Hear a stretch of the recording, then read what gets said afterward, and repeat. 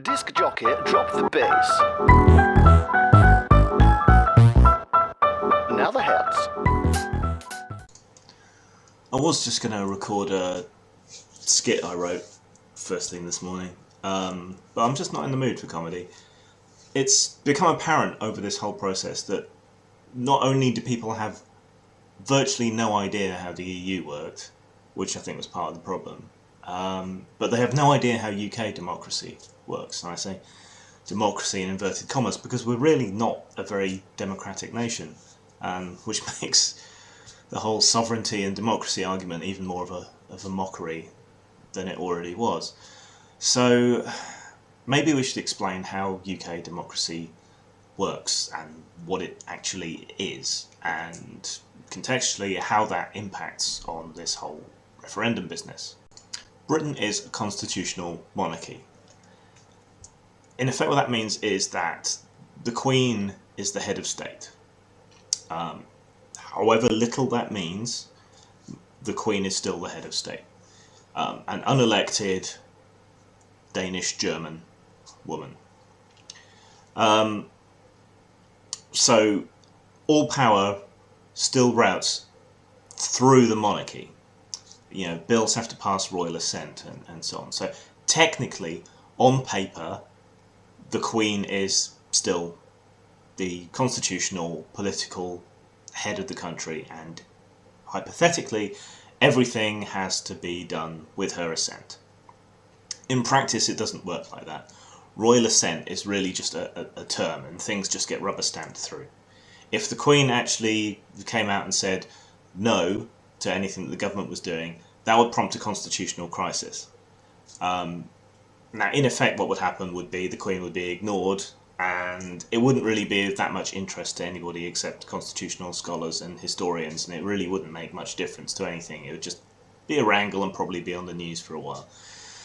So, still, we don't have a president. We don't vote for our head of state. Our head of state is the Queen. It's an hereditary position. However little it means, it could still cause problems on a technical level if the Queen went against anything Parliament did. But royal assent is really just a technical term, and bills and stuff just get rubber stamped when they go through. So that's the head of state. The Prime Minister is normally the head of whatever party won a majority at the last election. So that's currently David Cameron. We don't vote for our Prime Minister. It's appointed from within the winning party, okay, traditionally the leader. We also do not select the executive. The executive is all the ministers, the cabinet, okay, the most important figures in government. We don't elect them. They are chosen by the Prime Minister from amongst the winning party, though technically they're allowed to choose anybody from anywhere. They're even allowed to choose unelected lords to be in the cabinet. That's perfectly acceptable too. So on the one hand, you can view that as democratic, but one step removed, because you elect the party, they make the decisions on who's Prime Minister, and then the Prime Minister makes the decisions of who's in the executive. So is it democratic? Kinda, sorta, yes, but no, really. But it's several steps removed. Okay, Prime Minister is basically the kind of chairman of the cabinet, guides the party, makes the important decisions, supposedly, and then the cabinet executes those decisions for the country, and then the party with the majority supposedly votes that through. So that's how the executive works, indirectly elected. Okay, so then we have Parliament. Now, Parliament is sovereign. What that means is Parliament is the final and absolute word on all British law and everything. Nothing else overrides Parliament. Technically, royal assent, the Queen, but like I said earlier, that's not something that happens in practice. Okay, and it would be just a very technical constitutional crisis if the Queen tried to override Parliament. But we fought civil war over all this. Parliament is sovereign. Parliament makes the final decision. Not you, not the Queen, not anybody else. Okay, Parliament. And Parliament has exercised that sovereignty over public opinion and over other forces throughout our history. I mean, you look at the Iraq War, it was massively unpopular, There were, the biggest protests in history, if I remember correctly, against it. Parliament said, no, we're going to war. That was a bad decision. Okay. Another thing, Parliament got rid of the death penalty in the UK, going against public opinion. That was arguably a good decision. So yeah, it can cut both ways. With regard to the recent referendum, it was purely advisory. Okay, no matter what anybody else said, it's not legally binding in any way, shape or form, and Parliament still has sovereignty. So at least one MP, Lammy, has come forward saying, no, Parliament must vote this down. And that has historical precedent. It might be politically suicidal, it might be unpopular. Lots of people do not understand how our system works and don't think that this should be a thing that's possible. But that is, ironically, the parliamentary sovereignty that many of the Leave voters have been fighting for and arguing for, that our parliament should be sovereign. Well, that includes over us, because we have a representative democracy, not mob rule. I'm not saying whether I agree with that or not. I'm just telling you like it is. Okay, I think our democracy has huge problems, which are probably apparent from the way I'm phrasing things here. But Parliament is sovereign. Parliament is where the buck stops in our system. Okay, now Parliament is made up of MPs who we vote for. Okay, but we vote under a first past the post system based around local seats. It is not very representative. Now, MPs are supposed to represent their local constituencies, but since the advent of the party system, they do not. By and large, with a few exceptions, they do not represent their constituencies. Party comes first. Party whips keep them all in line, and they tend to vote along party lines. Occasionally there's rebellions, but it usually has to be something very extreme for someone to do that, because if they risk pissing off their party, they might get party support withdrawn, they might not get selected to stand for that seat. They remove all that support, they may not be able to put the party name by themselves, and lots of people vote tribalistically. So it's quite costly for an MP to go against the party, even when they're supposed to represent their constituents. The first past the post system ignores a lot of votes. I mean, the current government only got around, if I remember correctly, 30% of support, and that wasn't, so only about 60% turnout, and yet we're ruled by them. And we assent to that, even though a minority of people from an incomplete turnout voted for that government, and most votes were discarded in the first past the post system. We accept that that's a government. So that's just how we do things. I don't think it's a very good way, so I am stepping out to say I think that's wrong, but that's how things work. That's how we select our parliament. So there you go. From Parliament we get committees, and various MPs appear on various committees and advisory boards and all the rest of it. Parliament and the executive also selects people for quangos, which are quasi-autonomous non-governmental organisations, and so on, and they do all the kind of fiddly stuff. But behind them you have a massive civil service bureaucracy, which is also not elected. They're the people that actually do shit, and they're selected and they hang over from previous governments, so their appointments may change. We also don't select ambassadors directly, those are chosen by the government, and so forth. And for the moment we're still part of the EU, and while we elect MEPs directly, the remaining apparatus in Europe are selections, appointments made by our elected government. So that's indirect democracy in the same way that our executive is, our Prime Minister is, and so much of the other apparatus of our government is. So the only point at which we actually get a say that means anything whatsoever is in elections. And those aren't very representative.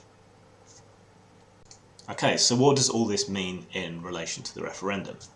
Like I said, the referendum is advisory. It's not legally binding in any way, shape or form.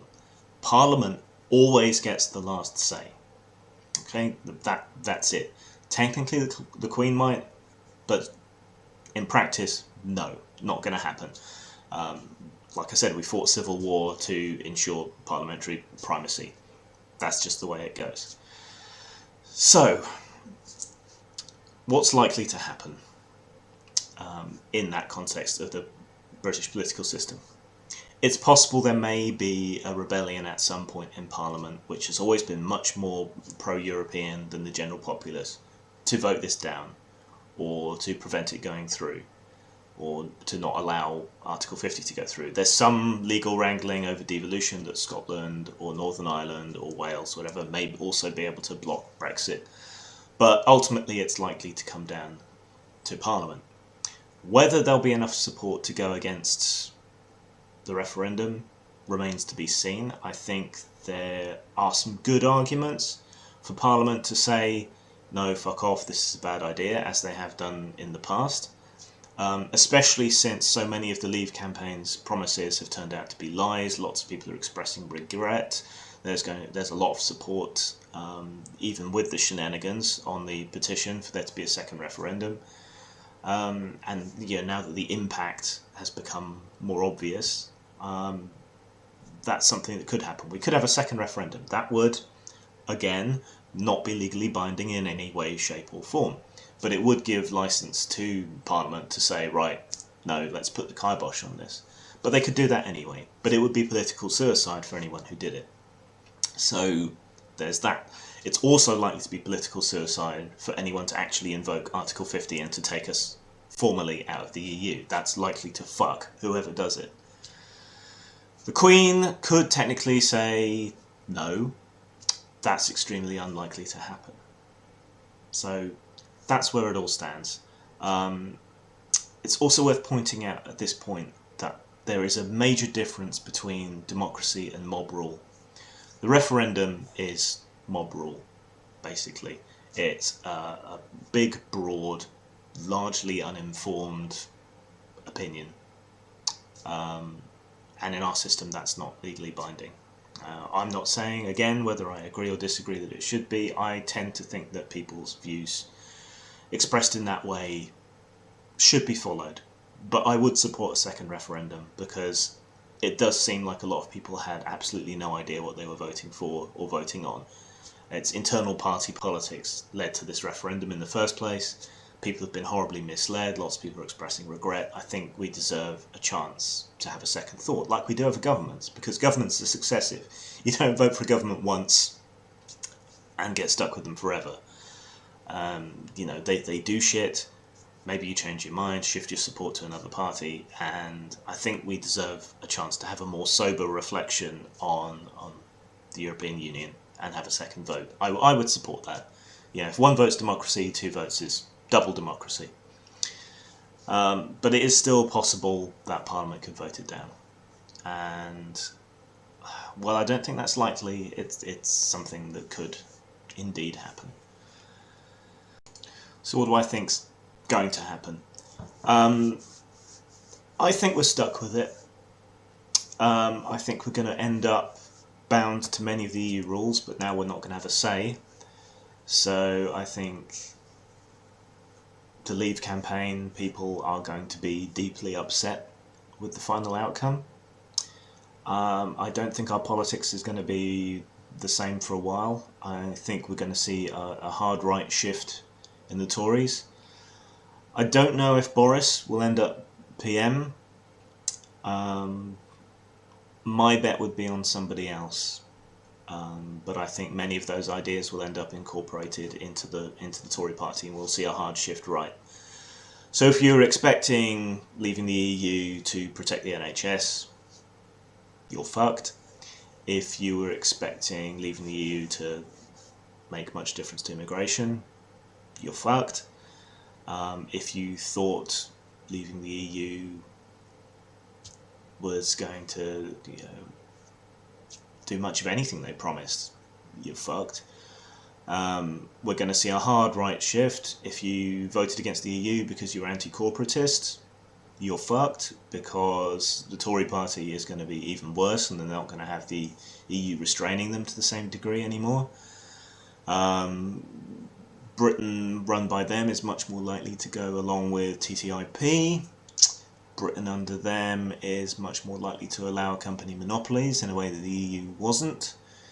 It's also much less likely to support net neutrality. So in a lot of ways we're screwed. I mean, this would be the time for the sort of left liberal groups within the parliamentary system to come together and oppose the Tories, but instead they've fallen to infighting. We've got a Blairite coup going on in the Labour Party. So we've got no effective government, but they have the advantage of being incumbent. And we have no effective opposition. So basically the entire ship is rudderless at the moment. So we're going to see a competition for the leader of the Conservative Party, a change of Prime Minister. We may see another election, an early election off the back of that, but I don't think they'll want to do that. I think if Boris does get it, they'll have to maintain credibility, but if someone else from the current administration gets the prime ministerial position, I think they could hold out and not have an election under the argument that we need stability in this time of economic uncertainty, etc., etc. This Labour coup, I was hoping it would stop. It's not going to, so they're screwed. We may see a surge in the Liberal Democrats as they latch on to the minority Remain support. That could happen whenever the next election rolls around, but it may be too late by then. I mean, that's not scheduled till 2020, so unless we have an early election, that's not going to happen. We're going to see a lot of unrest because society is split 50-50. Racists, unfortunately, seem to have drawn licence from this vote, so that's that. We may see a second referendum. I think that's a distinct possibility. I don't think anyone in Parliament has the guts to say no and assert parliamentary sovereignty over the public referendum, but I think they might feel that they can get away with a second vote. So my top bet would be that things just carry on and we leave and negotiations go on and nobody really gets what they want and we lose all our say in Europe. I think there's a reasonable chance there'll be a second referendum. I think there's a slim chance that Parliament will say no. I do not think, if it comes down to it, that Scotland or Wales or Northern Ireland could block us leaving Europe. It's untested. While there's opinion on it, I just don't think it would happen due to parliamentary sovereignty. I think they'd override it. So yeah, I think it's dark, divisive, horrible times ahead for everyone. If this march in London does go on, I'll probably join it. I would support a second referendum in the cold light of day, the morning after, because you were promised a supermodel and you woke up next to a pig. But yeah, here's hoping we all make it through to the other side. Peace, hopefully.